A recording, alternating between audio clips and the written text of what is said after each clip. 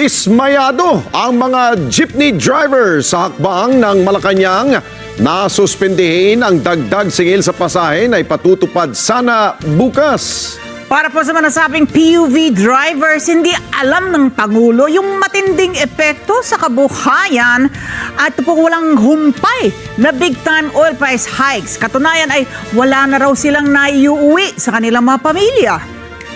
Nanindigan naman ng punong ehekutibo na hindi ngayon ang tamang panahon para magpatupad ng dagdag pasahe.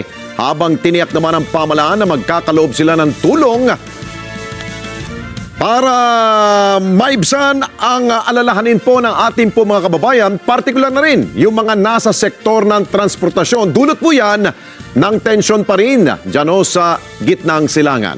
Report mula kay Madeline Villar, Moratillo. Inatasan ni Pangulong Ferdinand Marcos Jr. ang Department of Transportation na suspendihin ang taas pasahe sa mga pampublikong sasakyan. Git ng Pangulo, hindi pa ito ang tamang panahon para magtaas ng pamasahe. Sa aking palagay, dahil nga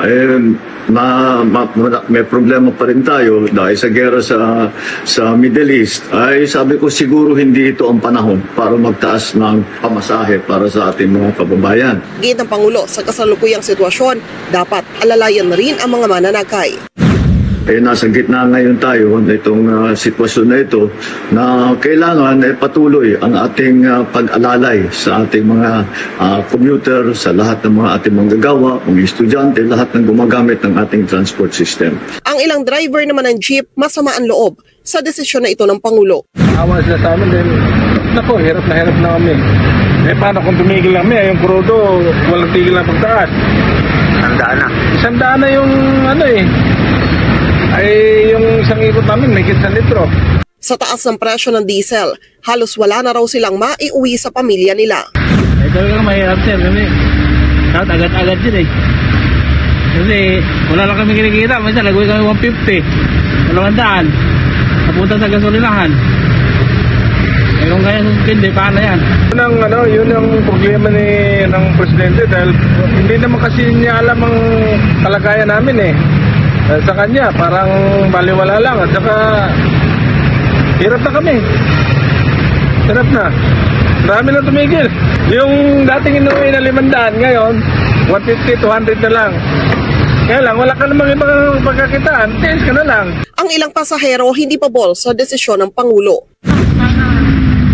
Rin kasi mahirap din yung ngayon sa gasolina. Kaya kailangan na rin parang itaas na rin pamasahe. May iba namang sang-ayon. Dapat lang. Kasi kung magtaas ng pamasahe, taasan din nila yung sahod ng manggagawa. Kasi paano na kung tataas yung pamasahe, tapos yung sahod hindi tataas. Hindi, zero balance yung namin, pang-araw-araw na pagkain sa pamilya. Kung hindi sinuspende ng Pangulo ang taas pasahe, bukas na sana magiging epektibo ito. Sa traditional jeep, piso ang dagdag, habang 2 piso naman sa modern jeepney. Sa city bus ay 2 piso sa ordinary, habang 3 piso naman sa air-conditioned. Sa ordinary na provincial bus ay piso ang dagdag. Kasabay nito pinag-utos ng Pangulo ang pagkakaroon ng mga libreng sakay sa buong bansa.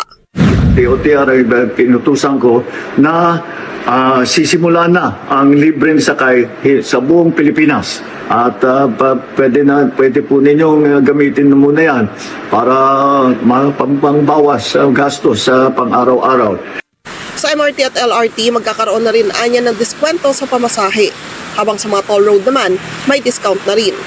Sabi ng Pangulo, huwag naman mag-alala ang mga nasa sektor ng transportasyon dahil minamadali na ng gobyerno ang suporta sa kanila.